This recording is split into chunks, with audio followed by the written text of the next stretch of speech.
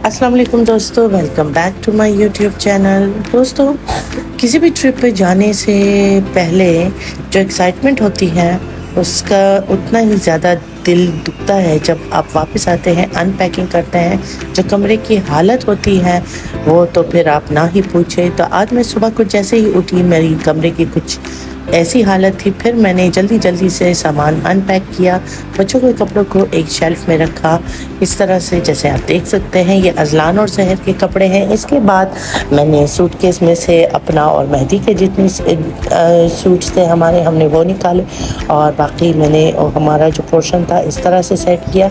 यहाँ पर जो हमारे एक्स्ट्रा बैग्स वगैरह हैं मैंने वो रख दिए। वेल आई स्ट्रांगली बिलीव कि हमारा जो वार्डरोब होता है वो बिल्कुल सेट होना चाहिए। ये पोर्शन जूतों के लिए है, इसके लिए मैं थोड़ा ऑर्गेनाइजर का मैं सोच रही हूँ ऑर्डर करने का। बाकी जो ओवरऑल जो वार्डरोब की सेटिंग है आप देख सकते हैं। ये जो है हमारे बिस्तर वगैरह हैं, इनको मैंने कुछ इस तरह से रखा है। फिर हमने जो है नेक्स्ट जो मेरा टारगेट था वो दराज की सेटिंग थी। नीचे वाले पोर्शन में मैंने अपने कॉस्मेटिक आइटम्स रखे हैं और ऊपर जो है मेरे बैग, जानमाज वगैरह और जो कुरान और मेरी जो दुआएं वगैरह हैं उनको मैंने इस तरह से रख दिया। फिर जो सबसे ख़तरनाक पोर्शन था, जिसके साथ सबसे ज़्यादा ज़्यादती हुई थी, वो ये वाला पोर्शन था।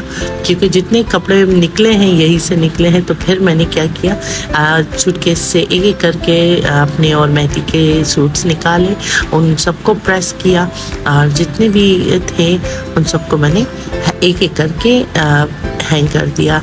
तो बच्चों के भी थे कुछ कपड़े। अजलान तो ऐसे थका हुआ लेटा हुआ है यहाँ पे। फिर ये आप लोग देखिएगा कि मेहदी के कुछ कपड़े हैं जो कि जिन पे थोड़े बहुत पान के चीटे पड़े हैं।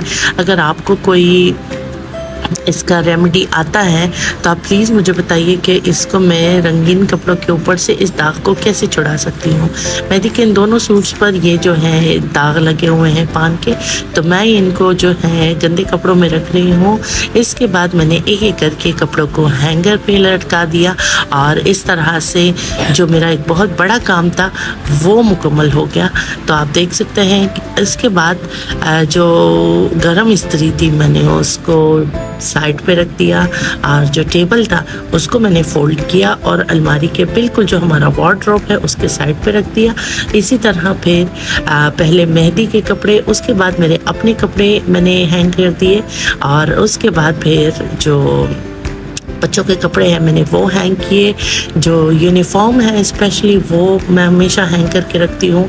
और ये जो मेरे शॉल्स हैं जो सर्दियों में काम आते हैं, क्योंकि इनका ज़्यादा इस्तेमाल नहीं होता है, इसलिए मैंने इनको शॉपर में ही बंद करके रख दिया है, हैंग किया है। जो इसकी क्योंकि कराची में बहुत आलूदगी होती है तो ये गंदे हो जाते हैं। इसके अलावा फिर मैंने बच्चों के कपड़े यहाँ पर हैंग कर दिए और यूँ मेरा जो वार्डरोब था वो सेट हो गया।